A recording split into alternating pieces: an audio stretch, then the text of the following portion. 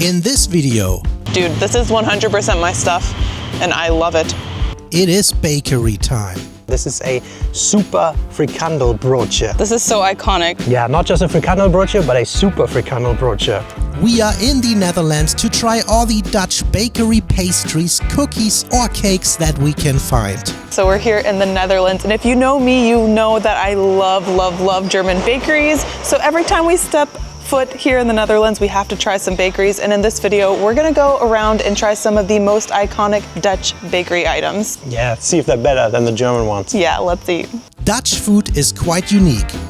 It is always a blast to tour around the country, and today we are in the quaint border town of Venlo, and our first stop brings us right into its heart to a small promising bakery called RAgoutbroodje.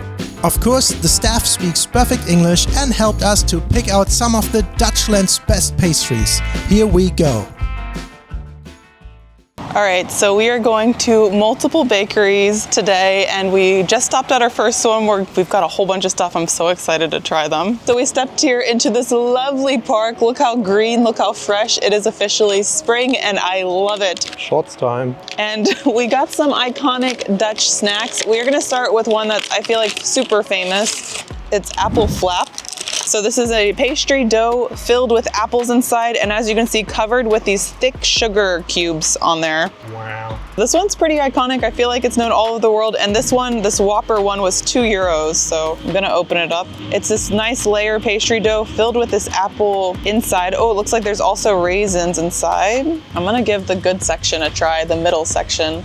So maybe it's like a Dutch version of an Apfelstrudel. It has this awesome cinnamon flavor to it and cooked apples. Dude, this is 100% my stuff and I love it. So I think you can also call this like an apple turnover or something. It's really nice. The raisins in there aren't too strong of a flavor. It's not overpowering. Pretty good price value too, I think. It's big. Can't finish that. All right, so I'm gonna go with the hearty stuff. And we have two things that they heated up for us. The first one is the Dutch, more beautiful version of a hot dog. Here it is. This is literally just a Worstbroodje, a sausage bread roll, and it's probably not the worst. They heat it up. I don't know if there's any sauce in it. Let me actually break it open for you. See this wiener in there. Wow, what a nice wiener. Beautiful, so very standard, but the dough feels kind of good. Yeah, I think it's nice that they offered to heat it up in an oven too, right? Not microwave or anything. What? It doesn't quite taste like what I expected it to taste like. What I can tell, you see it's just like, the bread is actually pretty nice, but there's a little bit of space in there, which should be filled with ketchup, but it's not. The meat itself... Ketchup, junge mustard. Ketchup or mustard, or both, but check out this meat. It's really minced meaty. It's not like a regular Wiener sausage. It's definitely herbally flavored. Quite unexpected, but I would say this is very basic. There's a good snack on the go. Pick in a blanket, Dutch style basically. Wow, you're really going into that wiener. Give me. Second very hearty snack is this one, a RAgoutbroodje. Maybe it's a little more saucier. Yeah, and this is like this flaky type of pastry. Let's see. Ooh. Ooh, when you rip it, half of it gets lost. There's the ragu in there. Interesting. It looks very gray as well. Let's see if that's better. Dude, that's much better. Really? Because it's saucier? It is warm, she warmed that up, these two items, and this one just literally tastes like a stew inside of dough, which obviously works very well together.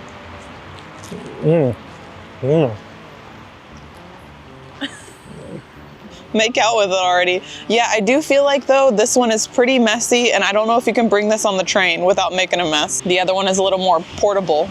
This is easily like a 8.5 out of 10. Whoa! That's awesome, very good. Holy smoke. This right? ragu one is so good. Damn. What? Bitte.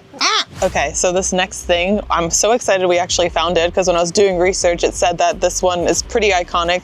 This is a Bossche Bol. I hope I'm pronouncing that right. It's this cream-filled puff pastry and then covered with chocolate on top. So if you know me, I like filled donut-style things. I love just cream and anything. Cream everything up for me. So this looks so good. I'm very excited. As you can see, And the chocolate is so sticky, it just literally sticks to everything it touches. we're at a nice like 20 degrees Celsius right now. Any warmer and it'll start melting like crazy. This is in the refrigerated section and I'm just gonna give this a nice try. It should be filled with whipped cream. Oh yeah, it is. Oh my God, this is 100% my thing. It has this nice like cream cool layer in there, but the chocolate itself is like this dark chocolate. Do I have chocolate all over my face right now? Not at all. Oh, this is so good. Look at this. The cream is also pretty thick. It's not like this super light cream that just disappears and it, as you can see, it's becoming a bit of a mess. Is it the Boston cream of the Netherlands? It feels a bit like it, but a little more like pastry-esque, like a little more like a puff pastry. I feel like I have chocolate all over my face. You look like the Joker. Chocolate Joker. This is like a 10 out of 10 for me. Yeah? I love this shit. Oh my God, look at how messy this is. Yeah, all the chocolate. Stop eating it. What are you doing? You're shoving your face. Now together we're going to try one of the highlights from this bakery. This is so iconic, I feel like. Wow, look at this thing. This is Vlaai or Vlaai, which is pretty much, I don't know if you pronounce the V's as F's in I think it's Dutch. Vlaai. Vlaai. It's a more of like a pie and it's pretty iconic throughout all of the Netherlands. They have different styles with different toppings and mostly they're filled with fruit. So they had like cherry, apricot, and then this one's apple. Yeah, you see the apple chunks actually in there, and then it's topped with sugar crystals, but I also will just break this here and I hope.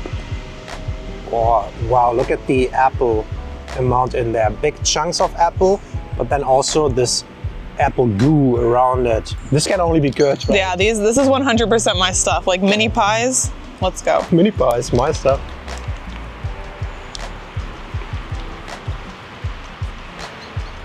This dough is a little more breadier than I expect from like a pie crust. I think so too, and look, the inside is very gooey and soft actually. And what I really, really appreciate is that they don't put raisins in there. Yeah, he hates raisins. Although I miss a little bit, like maybe like what I put, did you put on cinnamon flavors? Almonds or cinnamon, yeah. Yeah, that would be good, but this is really nice. And I wonder if you could heat this up. Yeah, maybe. Phil is also the reason we had to get apple instead of cherry. I love cherry, but he's not a big cherry fan, so apple we had to go with. Team Apple.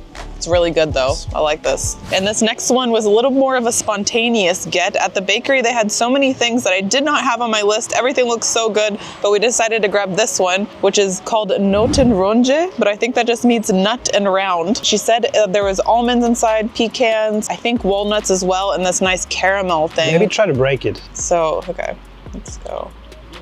Oh my God, this looks so up my alley. Nutty. I love nuts. Let's give it a go. I'm trying very hard not to make a these nuts joke right now. So it's surprisingly not too sweet. For a pie, I definitely have way sweeter in the US. It tastes almost like a granola bar. Would this be a good hiking snack? This would be awesome. Well, definitely better than that thing. This is solid for me. Like, I would 100% give this again with some nice coffee and nuts. It looks really good. Quick bite for me. Oh. That's awesome. I'll take that over that sweet stuff. All right, we have two more little things. These are just called Soesje. I'm not sure They look like cream what puffs. that means. Yeah, I think it's just cream puffs. Ah. They're very cute, and they're powdered sugar on top of it, which already flies off Yeah. if you blow it. We ripped one open and it looks very nice. There's just whipped cream on the inside. I think we call them Windbeutel. Windbeutel? Like a wind bag? Yeah. Cute.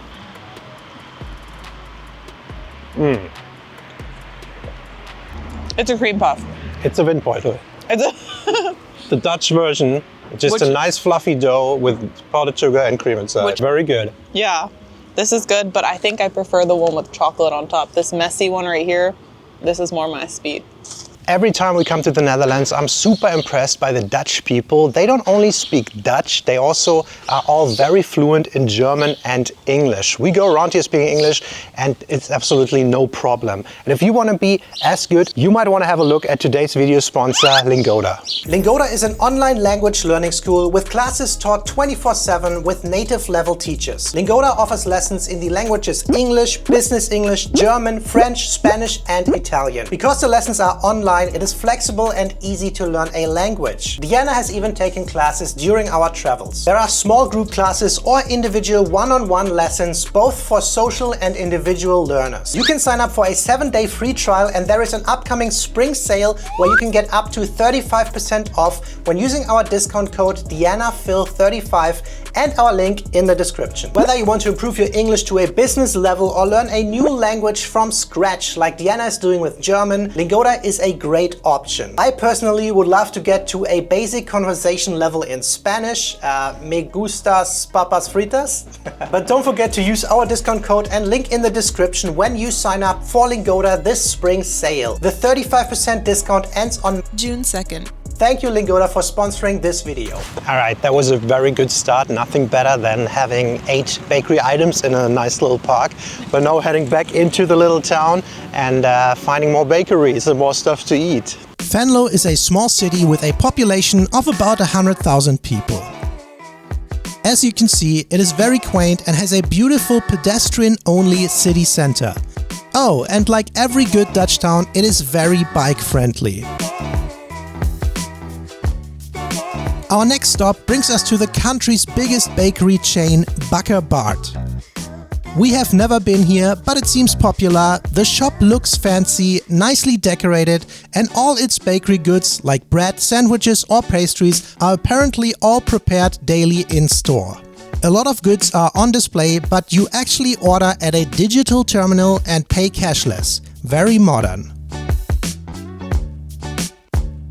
So we got some goods and brought them over to a beautiful water area that does not only serve as a popular hangout spot for local humans, but also local wildlife.